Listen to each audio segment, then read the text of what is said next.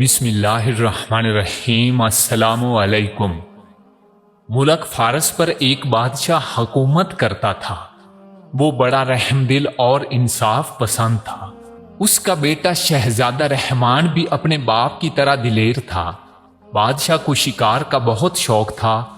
وہ اکثر گھنے جنگلوں میں شکار کھیلنے جاتا۔ ایک دفعہ گرمی کا موسم تھا۔ بادشاہ کا دل شکار کھیلنے کو چاہا۔ حکم کی دیر تھی، تمام انتظامات ہو گئے اور بادشاہ شکار کے لیے چل پڑا۔ سارا دن بادشاہ شکار میں مصروف رہا کہ شیر، چیتے، بارہ سنگے شکار کیے۔ شام ہوئی تو یہ شکاری قافلہ واپسی کے لیے چل دیا۔ ابھی آدھا سفر بھی طے نہ کیا تھا کہ بادشاہ کو ایک نہایت خوبصورت ہرن نظر آیا۔ بادشاہ نے فوراً کمان میں تیر جوڑا اور نشانہ لے کر چھوڑ دیا۔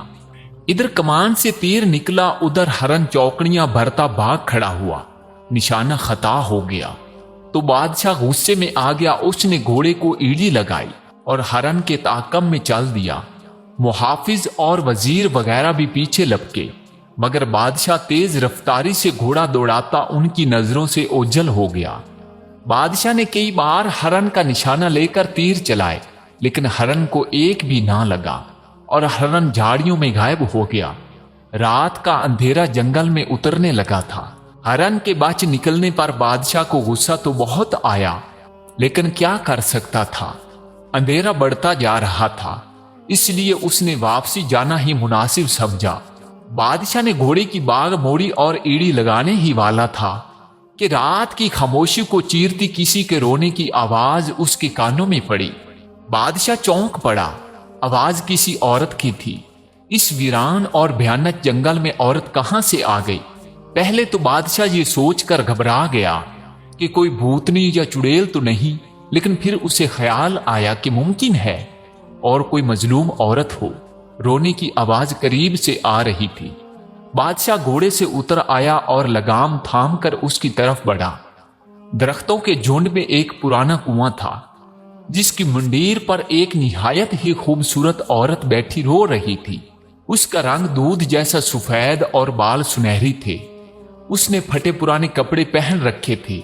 بادشاہ نے نزدیک جا کر بڑے نرم لہجے میں پوچھا، اے خاتون، تو کون ہے اور اس ویران جنگل میں بیٹھی کیوں رو رہی ہے؟ میں اس ملک کا بادشاہ ہوں، مجھے بتاؤ کس نے تم پر ظلم کیا ہے؟ عورت آنسو بہاتے ہوئے کہا، اے بادشاہ، میرا نام نگینہ ہے، میں پڑوسی ملک کی رہنے والی ہوں۔ میرا باپ مر گیا تو چچا نے ساری جائیداد پر قبضہ کر لیا ہے اور مجھے جنگل میں خونخوار جانوروں کا لقمہ بننے کے لیے چھوڑ گیا ہے۔ یہ کہہ کر عورت زور زور سے رونے لگی۔ بادشاہ کو اس پر رحم آیا۔ بادشاہ نے اسے اپنی ملکہ بنانے کا فیصلہ کیا۔ اس کی پہلی ملکہ تو کئی سال ہوئے فوت ہو چکی تھی۔ بادشاہ نے نگینہ کو گھوڑے پر بٹھایا اور واپس چل دیا۔ تھوڑی دور ہی گیا تھا کہ اس کے وزیر اور محافظ مل گئے، جو اسے ڈھونڈتے پھر رہے تھے۔ بادشاہ ان کے ساتھ واپس محل میں لوٹ آیا۔ اگلے دن بادشاہ نے نگینہ سے شادی کر لی اور وہ ملکہ نگینہ بن گئی۔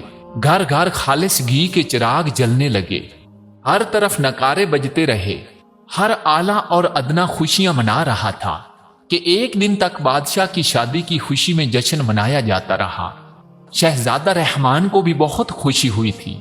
وقت اسی طرح گزرتا چلا گیا، مگر نئی ملکہ کے آنے کے کچھ ہی عرصے بعد بادشاہ کی طبیعت خراب رہنے لگی۔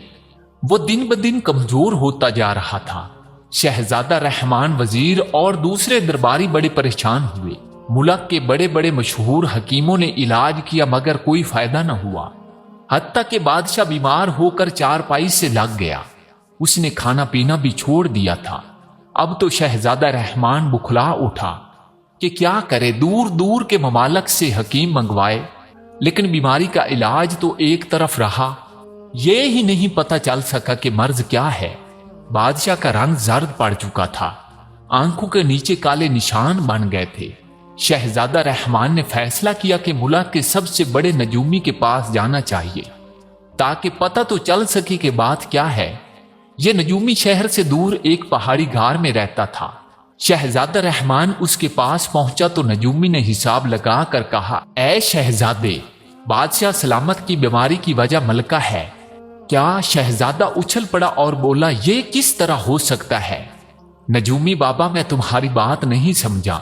نجومی نے کہا، اے قابل احترام شہزادے، میرا حساب بتاتا ہے کہ ملکہ اصل میں انسان نہیں ہے بلکہ ناگن ہے، انتہائی خطرناک اور زہریلی ناگن۔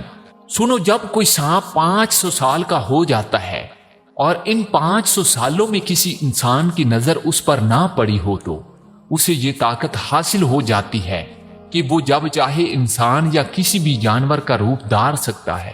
ملکہ بھی ایک ایسی ہی ناگن ہے جسے روپ بدلنے کی طاقت مل چکی ہے، اور اب وہ بادشاہ کے جسم میں اپنا تھوڑا تھوڑا زہر داخل کر رہی ہے۔ نجومی بابا، اگر تم صحیح کہہ رہے ہو تو ایک بات سمجھ میں نہیں آتی کہ آخر ناگن کو بادشاہ سلامت سے کیا دشمنی ہے جو وہ انہیں مار ڈالنا چاہتی ہے۔ نجومی نے دوبارہ ذائچہ بنایا اور کہا، شہزادے حضور، آج سے 10 سال قبل بادشاہ سلامت نے جنگل میں ایک ناگ کو ہلاک کر دیا تھا، اور وہ کالا ناگ اور اس ناگن کا بھائی تھا، اور یہ انتقام لے رہی ہے۔ ناگن اگر چاہے تو ایک ہی بار ڈس کر بادشاہ سلامت کو ہلاک کر ڈالے، مگر وہ اپنا زہر تھوڑا تھوڑا بادشاہ کے جسم میں داخل کر رہی ہے تاکہ وہ سسک سسک کر مرے۔ شہزادے نے یہ سنا تو غصے سے کانپنے لگا، میان سے تلوار نکال کر لہرائی اور کہا، میں اس بدبخت ناگن کے ابھی جا کر ٹکڑے ٹکڑے کر دوں گا۔ نہیں شہزادے حضور، ایسا کرنا مناسب نہ ہوگا، وہ بڑی چلاک ناگن ہے، اگر آپ کا وار خالی گیا تو وہ آپ کو ہرگز نہ چھوڑے گی، اور ڈس لے گی تو پھر مجھے کیا کرنا چاہیے؟ نجومی بابا، شہزادے ناگن کو آپ صرف اسی وقت ہلاک کر سکتے ہو۔ مزید اس طرح کی کہانیاں سننے کے لیے ہمارے چینل کو سبسکرائب ضرور کریں۔ جب وہ ناگن کے روم میں ہو، آپ کا تیر سیدھا اس کے پھن میں جا کر لگنا چاہیے۔ یاد رکھیں، اگر آپ کا نشانہ خطا ہو گیا تو آپ ناگن کے غصے سے کبھی بچ نہیں سکیں گے، وہ آپ کو ڈس کر ہلاک کر دے گی۔ لیکن اے نجومی بابا، میں ملکہ کو انسان سے ناگن کے روم میں آنے پر کس طرح مجبور کر سکتا ہوں؟ اس کا حل بھی میرے پاس ہے۔ میں آپ کو ایک خاص دوائی کی پڑیا دیتا ہوں۔ آج رات کا کھانا کھاتے وقت ہوشیاری سے وہ دوائی پانی میں حل کر کے ملکہ کو پلا دیجیے گا، اور بادشاہ کی خوابگاہ میں موجود پانی کی سراہی کو خالی کر دینا۔ خوابگاہ کے دروازے پر تالا لگا دینا۔ اس دوائی کے اثر سے آدھی رات کے وقت ملکہ کو شدید پیاس لگے گی، اور پھر جو ہوگا وہ آپ خود ہی دیکھ لیں گے۔ مگر ایک بات دھیان سے سن لے، یہ کام بڑی ہوشیاری سے کرنا ہوگا، ملکہ کو ذرا برابر بھی شک نہیں ہونا چاہیے۔ نجومی بابا، جیسا آپ نے کہا ہے میں ویسا ہی کروں گا۔ یہ کہہ کر شہزادہ واپس محل میں آ گیا۔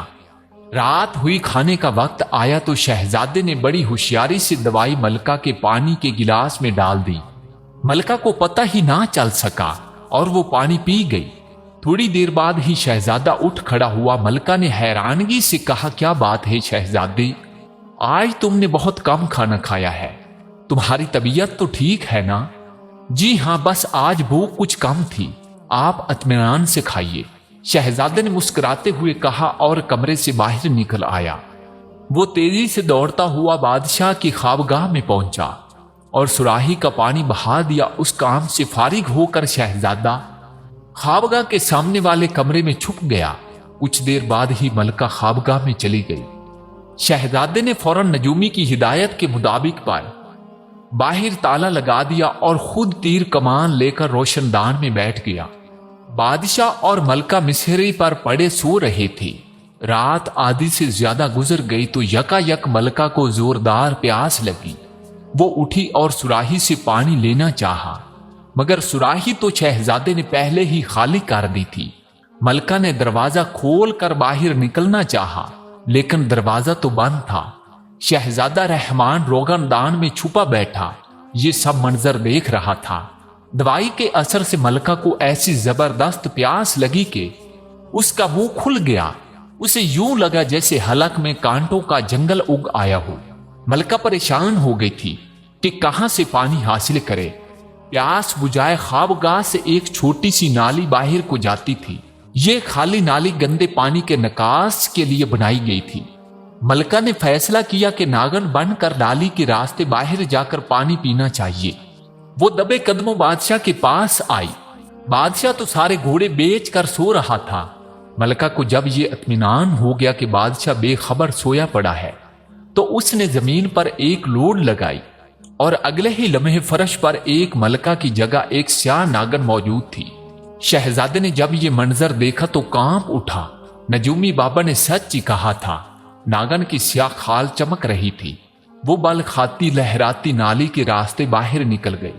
شہزادے کو وقت ہی نہ مل سکا کہ تیر چلا سکے۔ شہزادہ جلدی سے روشن دان سے اترا، گھوم کر باغ میں پہنچ گیا۔ اسے یقین تھا کہ ناگن ملکہ باغ کے تالاب میں پانی پینے گئی ہے۔ چاندنی رات تھی، چاند کی زرد روشنی میں سبزہ بڑا بھلا معلوم ہو رہا تھا۔ شہزادے کا خیال بالکل درست تھا، ملکہ واقعی تالاب سے پانی پی رہی تھی۔ پانی پینے کے بعد اس نے پھن پھیلا کر ایک زوردار پھنکار ماری۔ شہزادہ ایسی جگہ چھپا کھڑا تھا کہ ملکہ کے پھن کا نشانہ نہیں لگا سکتا تھا۔ ناگن ملکہ کچھ دیر گھاس پر لہراتی رہی، پھر ایک طرف چل پڑی۔ اس کا رخ خوابگاہ کی طرف نہیں تھا کہ وہ محل سے باہر والے راستے پر جا رہی تھی۔ شہزادہ رحمان اس کے پیچھے پیچھے تھا۔ محل سے نکل کر ملکہ اس راستے پر ہو لی جو جنگل کو جاتا ہے۔ شہزادہ رحمان بڑی ہوشیاری سے اس کا پیچھا کر رہا تھا۔ یہ بھی خدا کا شکر تھا کہ چاندنی رات تھی، ورنہ اندھیرے میں ناگن کب نظر آتی۔ ناگن ملکہ گھنے جنگل میں پہنچ گئی۔ ایک غار کے باہر رک کر اس نے زوردار پھنکار ماری۔ اس کی پھنکار کے جواب میں غار کے اندر ایک دوسرے ناگ کی خوفناک پھنکار سنائی دی۔ اف خدایا، کیسی بھیانک پھنکار تھی! وہ جیسے بیک وقت کئی دیگیں چولہے پر چڑھی سنسنا رہی ہوں۔ پھنکار کے ساتھ ہی جھاڑیوں اور سرکنڈوں کے ٹوٹنے کی آوازیں آئیں، اور پھر ایک نہایت ہی بڑا اژدہا نما ناگ غار سے باہر نکل آیا۔ ناگ کے سیاہ جسم پر سنہرے رنگ کا تاج تھا جس سے تیز شعاعیں نکل رہی تھی۔ یہ جنگل کا شیش ناگ تھا جو ناگن کے سامنے آ کر پھن پھیلا کر کھڑا ہو گیا۔ ناگن سر مستی کے عالم میں جھوم رہی تھی۔ شیش ناگ کی آنکھیں شوروں کی مانند دیکھ رہی تھی اور وہ دو شاخیں زبان بجلی کی طرح لبلبا رہا تھا۔ دونوں ناگ کچھ دیر ایک دوسرے کو دیکھتے رہے، پھر ناگن شیش ناگ سے لپٹ گئی اور وہ دونوں ناچنے لگے۔ شہزادہ رحمان اس دوران ایک درخت پر چڑھ چکا تھا۔ وہ انتہائی حیرت ناک اور خوفناک منظر دیکھ رہا تھا۔ تیر کمان اس کے ہاتھ میں موجود تھا اور وہ مناسب موقع کی تلاش میں تھا۔ کچھ دیر تک ناگن اور ناگ ناچتے رہے، پھر ایک دوسرے سے علیحدہ ہو گئے۔ شیش ناگ اپنے غار میں واپس چلا گیا اور ناگن واپسی کے لیے مڑی۔ یہی وہ لمحہ تھا جس کا شہزادے رحمان کو انتظار تھا۔ ناگن کا پھیلا ہوا غلیظ چپٹا سر اس کی آنکھوں کے عین سامنے تھا۔ شہزادے نے خدا کا نام لیا، تیر چھوڑ دیا۔ ہوا کو چیرتا سنسناتا ہوا تیر ناگن کے پھن کے آر پار ہو گیا۔ ناگن کا اٹھا ہوا سر جھٹکے سے پیچھے کی طرف جا گرا۔ وہ بڑے درد بھرے انداز میں پھنکاری اور بل کھانے لگی۔ بل کھاتے ہوئے ناگن نے انسانی روپ میں آنے کی کوشش کی، لیکن ابھی اس کا اوپر کا آدھا دھڑ ہی انسانی شکل میں آیا تھا کہ اس کی جان نکل گئی۔ ناگن کی پھنکاری سن کر شیش ناگ بڑی غضبناک انداز میں پھنکارتا غار سے نکلا۔ اس کے منہ سے شعلے نکل رہے تھے جو آس پاس کی جھاڑیوں کو جلا کر خاک کر دیتے تھے۔ شہزادہ رحمان اس دوران کمان میں نیا تیر لگا چکا تھا۔ اس نے شیش ناگ کی دائیں آنکھ کا نشانہ لے کر تیر چھوڑ دیا۔ تیر نشانے پر بیٹھا، ناگ بری طرح بل کھا کر تڑپا۔ شہزادے نے جھٹ دوسرا تیر چھوڑا اور ناگ کی بائیں آنکھ بھی ختم ہو گئی۔ شیش ناگ اندھا ہو چکا تھا، اسے اب کچھ نظر نہیں آ رہا تھا۔ وہ پھنکارے مارتا اپنا سر بار بار درختوں اور پتھروں پر پٹک رہا تھا۔ شہزادے نے پے در پے تیر چلا کر ناگ کو ہلاک کر دیا اور درخت سے نیچے اتر آیا۔ آدھی انسان اور آدھی ناگن ملکہ مری پڑی تھی۔ شہزادے نے غار میں جا کر دیکھا کہ کہیں کوئی اور سانپ تو نہیں ہے، مگر وہاں تو انسانی کھوپڑی اور ہڈیوں کا ڈھیر لگا ہوا تھا۔ یہ ان بد نصیب مسافروں کی ہڈیاں تھیں جو راستہ بھٹک کر شیش ناگ کے غار کی طرف آ نکلتے تھے اور ناگ نے انہیں ڈس کر ان کا گوشت نوچ نوچ کر کھا لیا تھا۔ باہر آ کر شہزادے نے مرے ہوئے شیش ناگ کا پھن خنجر سے چیر کر من باہر نکال لیا۔ سانپ کا من ایک بڑے ہیرے کی مانند چمکدار ہوتا ہے کہ یہ زہر کو چوس لیتا ہے۔ شیش ناگ کے من کو جیب میں ڈال کر شہزادے نے مری ہوئی ناگن ملکہ کو اٹھایا اور محل کی طرف چل دیا۔ جس وقت وہ محل پہنچا رات کی تاریکی چھٹنے لگی تھی۔ محل کے محافظوں نے جب شہزادے رحمان کو ملکہ کی لاش اٹھائے دیکھا تو دنگ رہ گئے اور اس وقت ان کی چیخیں نکل گئیں جب انہوں نے دیکھا کہ ملکہ کا آدھا دڑ انسان کا اور آدھا ناگن کا ہے۔ شہزادہ رحمان بادشاہ کی خوابگاہ پہنچا۔ بادشاہ بے خبر پڑا رہا۔ شہزادے نے اسے بیدار کیا اور ساری کہانی سنا دی۔ دہشت کے مارے ایک بار تو بادشاہ لرز اٹھا۔ اس خیال نے ہی اس پر کپکپی طاری کر دی تھی کہ وہ خطرناک ناگن کو اپنی ملکہ بنائے ہوئے تھا۔ اس نے ایک ناگن سے شادی کر رکھی تھی اور یہی اس کی بیماری کی وجہ تھی۔ یہ ناگن ملکہ کا زہر ہی تھا جس نے بادشاہ کو بیمار کر رکھا تھا، کیونکہ اپنے ناگ بھائی کا بادشاہ سے وہ انتقام لے رہی تھی۔ بادشاہ نے شہزادے رحمان کو گلے سے لگایا اور کہا، بیٹا تم نے اپنی جان پر کھیل کر اس خبیث ناگن کو ہلاک کر کے مجھے نئی زندگی دی ہے۔ ابا حضور یہ تو میرا فرض تھا۔ اچھی اولاد تو وہ ہوتی ہے جو اپنے ماں باپ کی خدمت کرتی ہے اور ان کا حکم مانتی ہے۔ یہ کہہ کر شہزادے رحمان نے شیش ناگ کے من کو جیب سے نکالا اور بادشاہ کے منہ سے لگا دیا۔ من نے فوراً ناگن کا زہر چوس لیا اور بادشاہ بھلا چنگا ہو گیا۔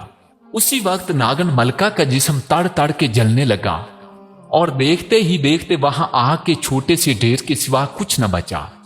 شاہ فارس نے تخت و تاج اپنے بیٹے رحمان کے سپرد کر دیا اور خود یاد الہی میں مصروف ہو گیا۔ مزید اس طرح کی کہانیاں سننے کے لیے ہمارے چینل کو سبسکرائب ضرور کریں۔ شکریہ۔